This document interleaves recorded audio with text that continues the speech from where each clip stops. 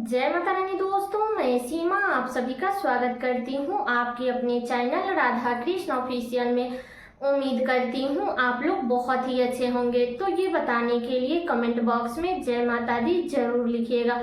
तो चलिए दोस्तों, आज हम इस वीडियो में चैत नवरात्रि के महाअष्टमी के सुबह से लेकर के और शाम तक के सभी महत्वपूर्ण बातें जानेंगे कि इस दिन हमें कौन कौन से कार्य है जो जरूर करनी चाहिए। जो लोग भी कन्या पूजन करना चाहते हैं वो लोग कन्या पूजन कब करेंगे, जो लोग भी 2 दिन का व्रत रखे हैं तो क्या उन्हें कन्या पूजन करना जरूरी है, और जो लोग 2 दिन का व्रत रखे हैं तो उन्हें पारण कब करना चाहिए। तो इसी प्रकार के बहुत सारी महत्वपूर्ण बातें आज हम इस वीडियो में जानेंगे।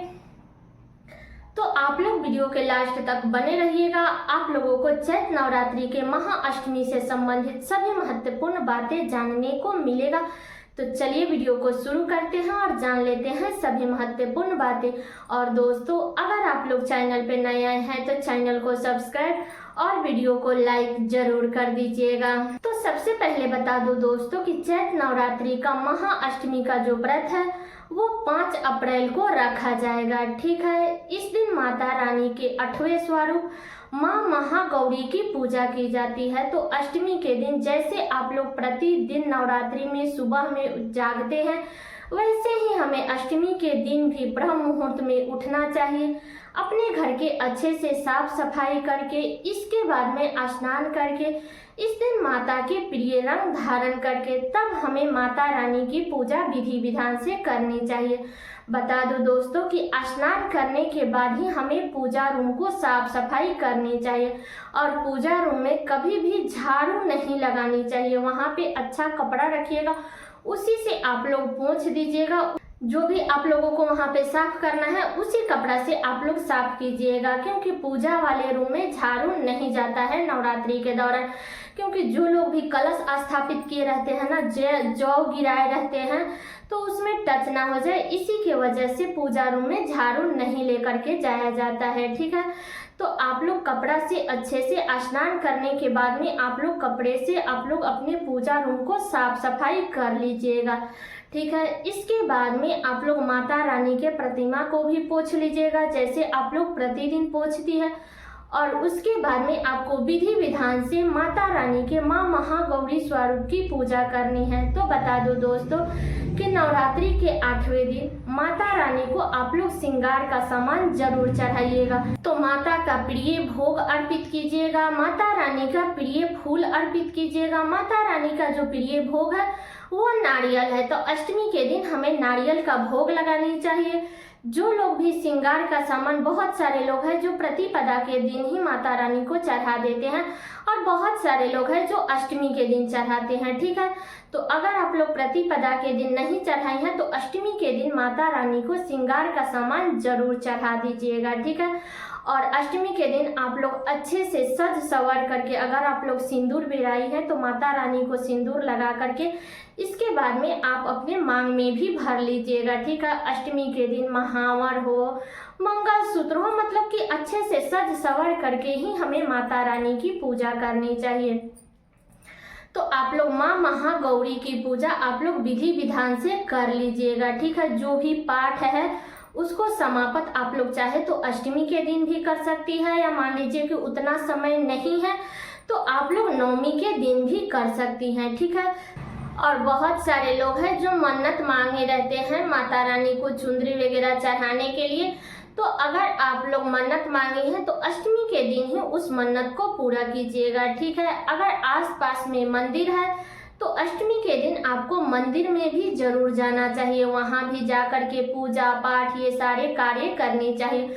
और अष्टमी के दिन बहुत सारे लोग हैं जो नारियल तोड़ते हैं, तो अष्टमी के दिन ही तोड़ा जाता है। तो आप लोग मंदिर में जा करके भी तोड़ सकती हैं, या मान लीजिए अगर आसपास में मंदिर नहीं है तो आप अपने घर में भी तोड़ सकती हैं। ठीक है, नारियल बता दो दोस्तों कि कभी भी महिलाओं को या लड़कियां को नारियल नहीं तोड़नी चाहिए, क्योंकि वो एक प्रकार का बलि होता है, और कभी भी औरत हो या लड़की हो बलि नहीं देती है। तो इस बात का ध्यान रखिएगा। आपके भाई हैं, पति हैं, या घर फैमिली जो भी है, मायके में है या ससुराल में है, जो भी आपके घर फैमिली में है, आपके बच्चे हैं, तो उनसे आप लोग नारियल तोड़वा दीजिएगा। लेकिन हमारे यहाँ महिलाएं मतलब कि नारियल नहीं तोड़ती है, बाकी आप अपने यहाँ का नियम देख लीजिएगा, ठीक है। तो ये भी बातें क्लियर हो गई। और बता दूं दोस्तों कि आप चाहे तो श्रृंगार का सामान मंदिर में भी चढ़ा सकती हैं या आप अपने पूजा मंदिर में भी चढ़ा सकती हैं, ठीक है। तो जहां आपको सुविधा हो जाता है, आसपास में मंदिर है तो मंदिर जरूर जाइएगा, अगर नहीं है तो आप अपने घर में भी सभी विधि विधान से आप लोग माता रानी की पूजा कर सकती हैं, ठीक है। और बता दो दोस्तों कि अष्टमी के दिन माता रानी को खोइछा दिया जाता है। अष्टमी के दिन दीजिए या नवमी के दिन दीजिए, इसी दोनों दिनों में हम कन्या पूजन भी करते हैं और माता रानी को खोइछा भी देते हैं। तो आप माता रानी के खोइछा आप लोग पूरी से भी भर सकती हैं, चावल से भी भर सकती हैं या चने से भी भर सकती हैं, तो आप अपना देख लीजिएगा। हमारे यहाँ तो चावल से ही भरा जाता है, ठीक है। तो हम लोग तो मतलब कि माता रानी के खोइछा में पीले रंग का चावल, उसमें कुछ पैसा और जो दूब होता है ना, पता नहीं आप लोग समझते हैं या नहीं, दूब, फूल और उसमें सिंदूर और बिंदी और जो भी फल मिठाई होता है वही डाल करके हम लोग माता रानी को खोइछा देते हैं। बाकी आप अपने यहाँ का नियम देख लीजिएगा। तो लाल या पीले चुंदरी में आप लोग माता रानी को खोइछा दे दीजिएगा, ठीक है। खोइछा देने के बाद अगर आप लोग अष्टमी के दिन कन्या पूजन करना चाहती है तो अष्टमी के दिन सबसे पहले तो आपको विधि विधान से पूजा करनी है, हवन करनी है, इसके बाद में माता रानी की आरती करनी है, इसके बाद आपको कन्या पूजन करनी है, ठीक है। लेकिन बता दूं दोस्तों कि जो लोग भी 9 दिन के नवरात्रि का व्रत करते हैं ना, तो वो लोग नवमी के दिन कन्या पूजन करें तो सबसे अच्छा होता है। बाकी आप अपने घर का नियम भी देख लीजिएगा, ठीक है, क्योंकि हमारे घर का जो नियम है वो हम लोग नवमी के दिन ही कन्या पूजन करते हैं, तो आप अपने घर का वैसे ही नियम देख लीजिएगा, ठीक है। अब चलिए जान लेते हैं कि 2 दिन का जो लोग व्रत रखे हैं, एकम के दिन और अष्टमी के दिन, तो क्या उन्हें कन्या पूजन करना जरूरी है। तो देखिए, ये आपके ऊपर श्रद्धा है, अगर आपके अंदर श्रद्धा है तो आप लोग कर सकती हैं, ठीक है। बाकी जो लोग 2 दिन के नवरात्रि का व्रत रखते हैं उन्हें मतलब कन्या पूजन करना उतना आवश्यक नहीं होता है। बाकी अगर आपके मन में उतना श्रद्धा है, भगवान का दिया हुआ उतना है, तो आप लोग जरूर कर सकते हैं, ठीक है। क्योंकि कन्या पूजन करने में कोई दोष नहीं है। ये नहीं है कि हम 9 दिन का नवरात्रि नहीं किया है तो हम कन्या पूजन नहीं करेंगे। तो जिसके अंदर श्रद्धा है वो लोग कर सकते हैं, ठीक है। और जो लोग भी 9 दिन के नवरात्रि का व्रत किए हैं तो उन्हें कन्या पूजन जरूर करनी चाहिए, इस बात का ध्यान रखिएगा।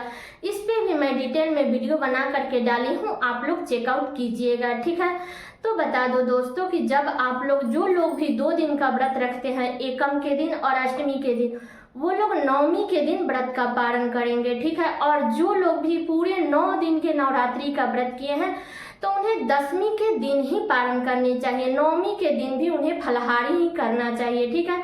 तो इस बात का ध्यान रखिएगा। बाकी आप अपने घर का भी नियम देख लीजिएगा, क्योंकि बहुत सारे घरों में कन्या पूजन करने के बाद में व्रत खोल लेते हैं, तो हमारे यहाँ ऐसा नहीं होता है।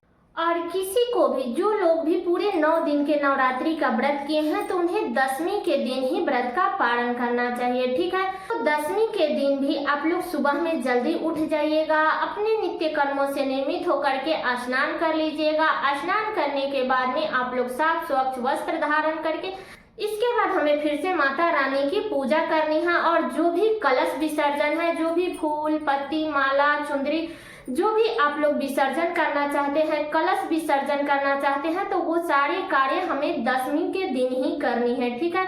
नवमी के दिन अब की बार कलश विसर्जन नहीं किया जाएगा, इस बात का ध्यान रखिएगा। कन्या पूजन कीजिए, माता रानी को खोइछा दीजिए, लेकिन कलश को हिलाइएगा मत। कलश जहाँ पे स्थापित किए हैं वहीं पे रहने दीजिएगा। अखंड ज्योत जैसे जल रहा है वैसा ही रहने दीजिएगा, ठीक है। इसके बाद आपको दशमी के दिन भी सुबह में विधि विधान से पूजा करने के बाद में इसके बाद आपको कलश हिलानी है, कलश उठानी है, और जो भी फूल, पत्ती, माला, चुंदरी जो भी विसर्जन करना चाहते हैं, चौकी पर का जो भी सामग्री है वो सब विसर्जन करना है, तो आप लोग दशमी के दिन ही कीजिएगा, इस बात का ध्यान रखिएगा, ठीक है। जो सामान जहाँ का है वहाँ पे शिफ्ट कर दीजिएगा। इसके बाद में जो भी मतलब कि 9 दिन के नवरात्रि का व्रत किए हैं तो उन्हें कुछ ना कुछ दान जरूर करनी चाहिए, तो आप लोग अन्न का दान कर लीजिएगा। इसके बाद में जो ही आपके घर में बड़े बुजुर्ग हैं उनका पैर जरूर छू लीजिएगा, ठीक है। इसके बाद में सबसे पहले हमें दशमी के दिन खीर और पूरी अपने मुख में डालना है। इसके बाद ही नमक वाला भोजन करनी है, ठीक है। तो यही सब नियम विधि है अष्टमी के दिन का, ठीक है। तो आप लोग जिस दिन भी कन्या पूजन करना चाहते हैं तो आप लोग कर सकते हैं, टोटल आपकी मर्जी है, ठीक है। तो सारी बातें क्लियर हो गई अष्टमी के दिन के सुबह से लेकर के और शाम तक के। उम्मीद करती हूँ कि आप लोगों के लिए वीडियो बहुत ही उपयोगी होगा। तो ये वीडियो मेरा यहीं तक का था। कैसा लगा ये वीडियो आप लोग कमेंट करके जरूर बताइएगा। चैनल पे नए आए हैं तो सब्सक्राइब कर दीजिएगा, वीडियो को लाइक कर दीजिएगा और वीडियो को शेयर कर दीजिएगा ताकि हर किसी को अष्टमी के दिन से संबंधित सभी महत्वपूर्ण बातें जानने को मिल सके। तो चलिए दोस्तों, मिलती हूँ अगले वीडियो में किसी नए वीडियो के साथ में। तब तक के लिए नमस्कार।